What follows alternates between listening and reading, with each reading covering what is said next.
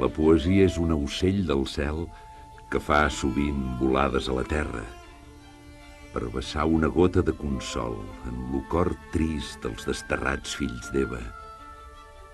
Jo l'he sentida un vell matí de maig, lo vell matí del maig de ma infantesa. Jo l'he sentida la gentil cançó, per so més enyorívola a la terra.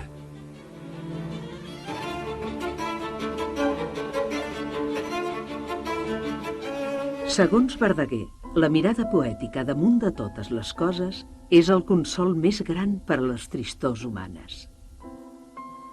Verdaguer va néixer l'any 1845 a Folgueroles, un poble de la Plana de Vic. Era fill d'una família modesta, però il·lustrada. Verdaguer ens descriu així la capella de la Damunt, on anava amb la seva mare, una dona culta que li explicava contes i llegendes.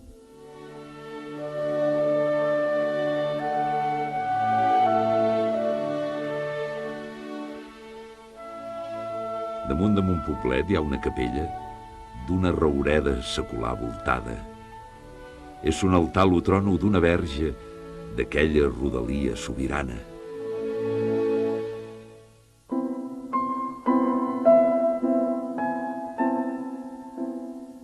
La font d'inspiració de Verdaguer prové principalment del paradís perdut a la infantesa. El jove Cinto, als 10 anys, va començar els estudis al Seminari de Vic, on va adquirir una sòlida formació. Una hermosa plana tingui per bressol, com la vigatana no en veu altre el sol. Jo fui la formiga de son pla i garriga, del mas oreneta, del camp rossinyol. Per les torrenteres que alegre tresquí, del camp a les eres, de l'hort al jardí, me nasqueren ales com a les cigales, i a aquell pla d'Osona l'adéu jo doní. Me nasqueren ales com a les cigales. Mossèn Cinto tenia el do de la poesia. La seva imaginació no tenia límits. Amb mirada poètica descriu la seva terra, la Plana de Vic. N'hi ha un jardí a la muntanya a 4 dits del cel blau. Cistell de flors que sostenen Montseny, Cabrera i Puigmal. El seu entorn dansa els braços com 3 rabassuts gegants. L'Oter, per regar-lo, hi baixa aigües de neu i de glaç. Les marinades hi pugen, s'hi queden abril i maig.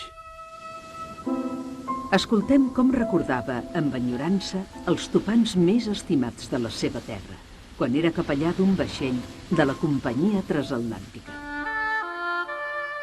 Com deu alçar Casserres, sa Vicentina torre, per veure Sala d'Eures i el vell cloquer de Vic. L'Oter, que envers Girona, marradejant s'escorre, s'emporta gaires pedres del seu mural antic. Castells de Sabassona, d'Orís i de Centelles, gegants d'altres centúries, encara alçau lo front. Podré tornar a veure-us, masies i capelles, d'on raja amb l'amor patri la fe com d'una font. Niuada de calàndries, poetes de ma terra, jo enyoro vostres càntics d'amor dintre la mar. Avui que el maig aboca ses flors pel pla i la serra, cantau, cantau vosaltres, deixau-me a mi plorar. Verdaguer és un observador de la natura, minuciós i sensible, que compta amb la saviesa de l'home habituat a la feina del camp i coneix el nom de cada muntanya que l'envolta i el de les plantes, arbres, ocells i flors del seu entorn. Sou, o flors, joguines dels àngels, alegria de la terra, promesa del cel, record del paradís perdut, penyora del paradís que ens espera, símbol i imatge de l'ànima pura. Verdaguer ens descriu així la primavera. Los núvols se'n van, l'ocel se serena, la neu s'aprima en lo cim i en la vessant la congesta. Les muntanyes i turons, lo vestit d'hivern s'alleven, posant-se'l de setí verd tot gemat de perles. Sentint en l'humàs cantar l'oreneta, en son coixí de verdor la prímula se desvetlla. Estira els bracets de ses fulles verdes, sols per fer enllà un llençol de gebre. Obre sus blaus ulls. Son capciró aixeca, com la pastora gentil que ha fet un son sobre l'herba. I si Verdaguer és capaç de relatar grans epopeies, també sap descriure, amb delicadesa, tendresa i detall, la més minúscula i delicada flor. Per vestidures posa l'alta ginesta sa roba d'or hermosa de cada festa. Per qui s'enjoiaria tan matinera? O l'arbre de doble cara. Mirau-la com tremola, la fulla d'alba. De part damunt negrenca, de sota blanca. Tal és la vida. Porten ses dues cares, la nit i el dia. O la submisa. Lo girassol, de tant adorar el sol, n'ha pres la fesomia. Tot lo sant dia lo segueix amb sa mirada, com l'eimador a l'eimada. O la reina de les flors. La rosa digué: jo el bes de l'aurora m'acabo d'obrir. Per filla del cel l'abella m'adora, veniu-me a collir. O la flor atrevida. Jo admiro i admiro, florit ametller, que goses cobrir-te de roses pel mes de gener. O la senzilla margarida. Vell és ton regnat, o reina del prat. Té un sol al bell mig, com una custòdia, un solet d'or fi que de raig s'avolta, rajolins d'argent a tall d'aureola. Vell és ton regnat, regina del prat. Los vassalls que té són les papallones, lo grill cantador i alguna llagosta. Lo bon prega a Déu, davant se li postra, i a part que li diu amb veu dolça, dolça. Vell és ton regnat, regina del prat, margarida hermosa. La vanitat humana és tan inconsistent com el fruit de la xicòria. Lo fruit de la xicoira, lo de la flor daurada. No el coneixeu? L'heu vist sobre les herbes alçar-se de la prada com un cabdell de cànem, com un borrall de neu? A part, subtil esfera que hi ha caigut de l'aire i es té damunt d'un bri, dient a la viola d'olor: dona'm taflaire, i els pregadeus: agenollaus aquí. És un pomell d'escuma vanitosa, una blanca bombolla de sabó, un vaporós esqueix de nebulosa que aspira a ser del prat constel·lació. No el coneixeu, el fruit de la xicoira? Ventau-lo i se desfà com una boira. Verdaguer, a partir de la llengua riquíssima, apresa a pagès, però sobretot a l'adquirida llegint els grans clàssics, fa una literatura ambiciosa, de gran categoria. Mossèn Cinto va ser pioner de l'excursionisme català. Sol o acompanyat, pujava als cims del Pirineu i visitava els pobles més arraconats, amb la llibreta on prenia notes de lèxic, sotana arremangada i amb una maleta i un paraigua com a bagatge. Fruit d'aquests coneixements, escriu Canigó, el poema del naixement de Catalunya com a nació. Lo Canigó és una magnòlia immensa que en un rebrot del Pirineu s'abada. Per abelles té fades que la volten, per papallons, los cisnes i les àligues. Formen soncals esquerides serres que plateja l'hivern i l'estiu daura. Grandiós veire on veu olors l'estrella, los aire rellentor, los núvols aigua.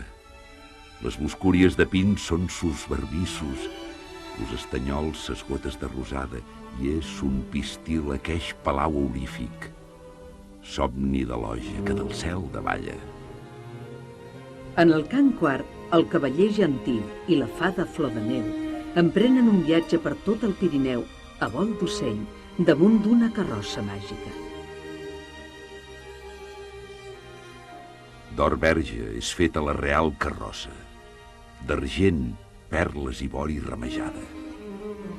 7 genis en 7 anys l'han fabricada dins un palau de fades d'Orient.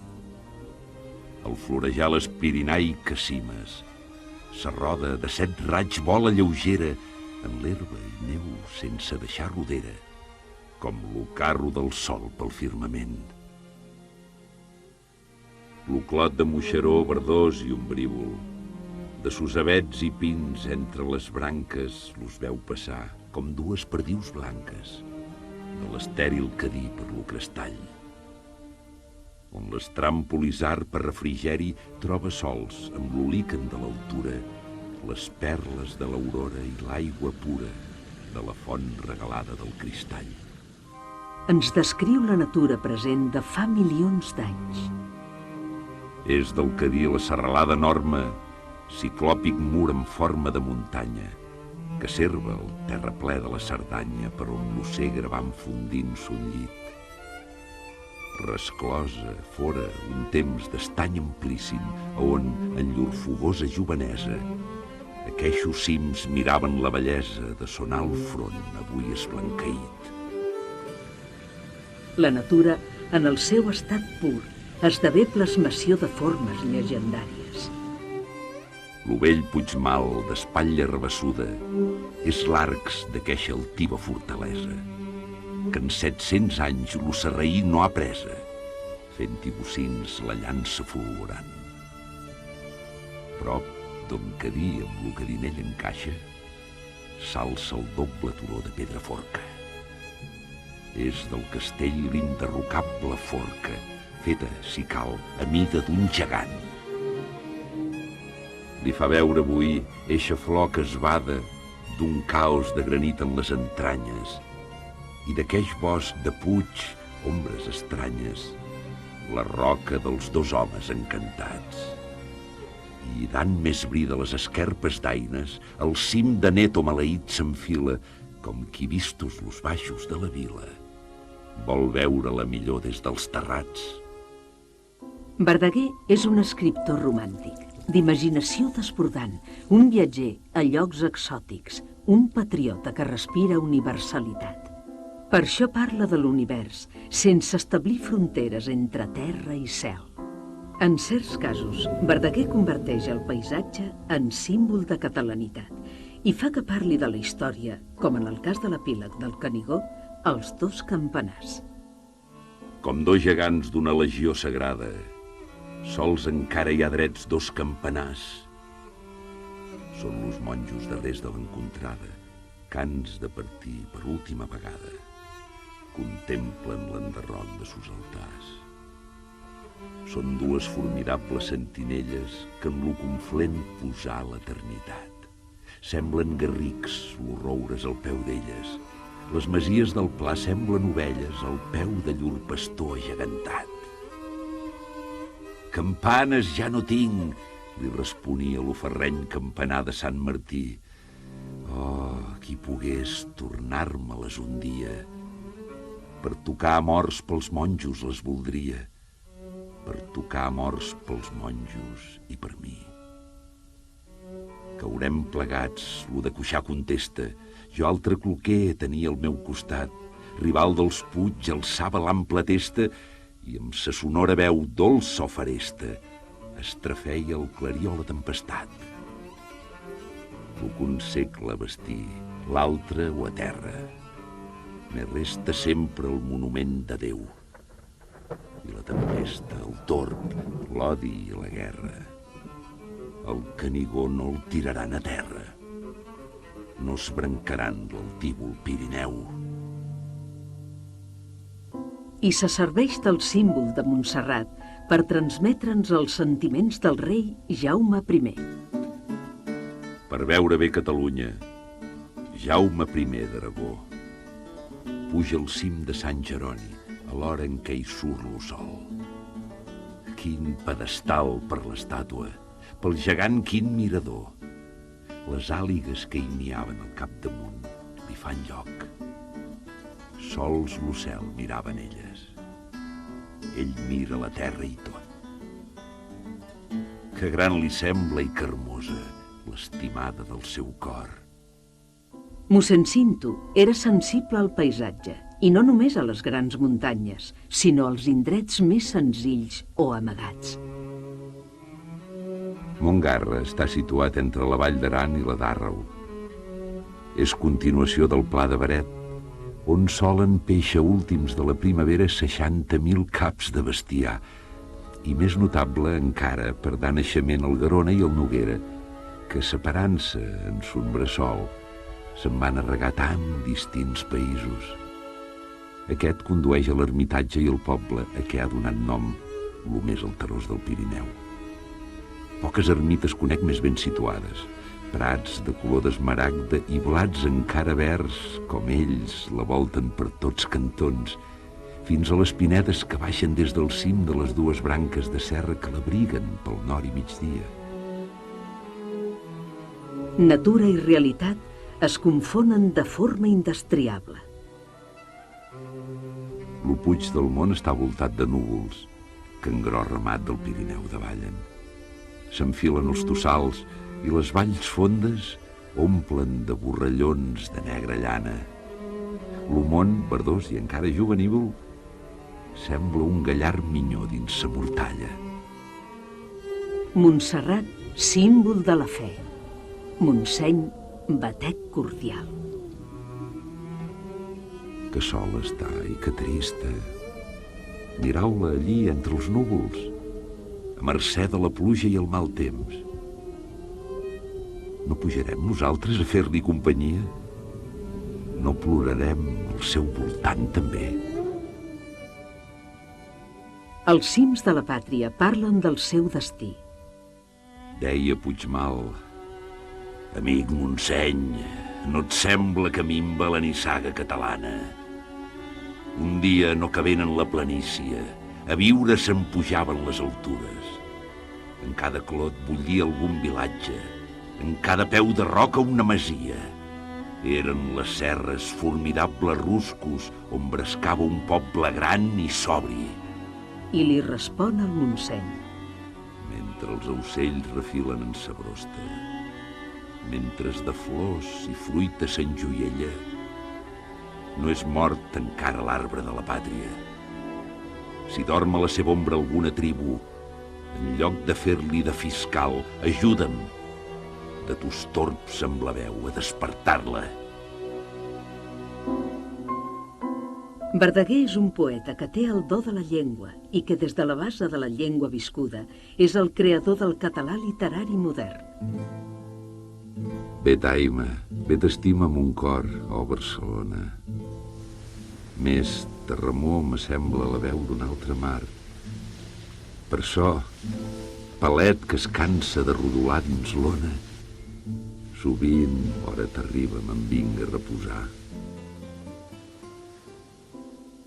En el cim de la fama, s'adonà de la pobresa i marginació que hi havia al seu voltant i es rebel·là contra els seus superiors eclesiàstics i el seu mecenes, el marquès de Comilles. Es va sentir com un arbre trasplantat enmig d'un món ple d'incomprensió.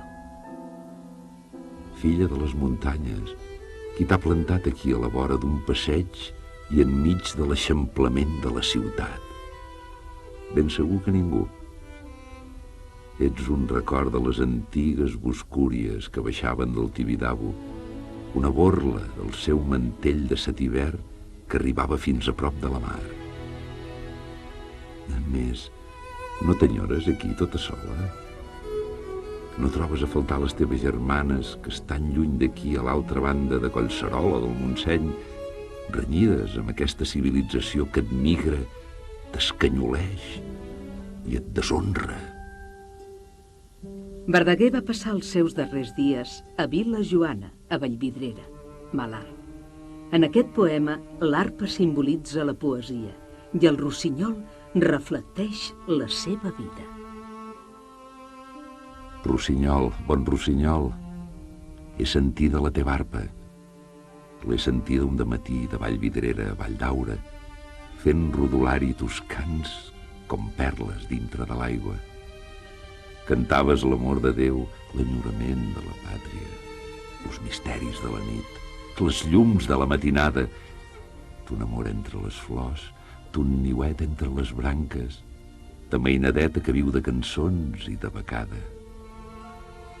Trobador del mes de maig, rossinyol, refila i canta, més no deixis eixos cims per los vergers de la plana.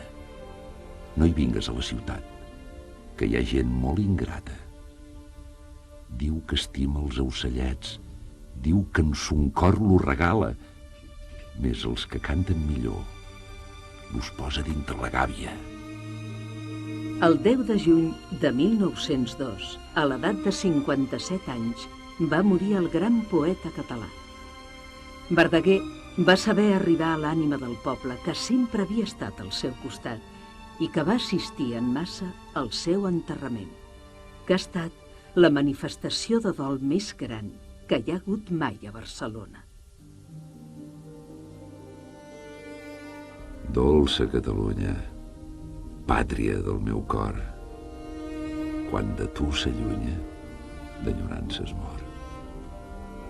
Hermosa vall, bressol de ma infantesa, blanc Pirineu, marges i rius, ermita al cel suspesa, per sempre adeu.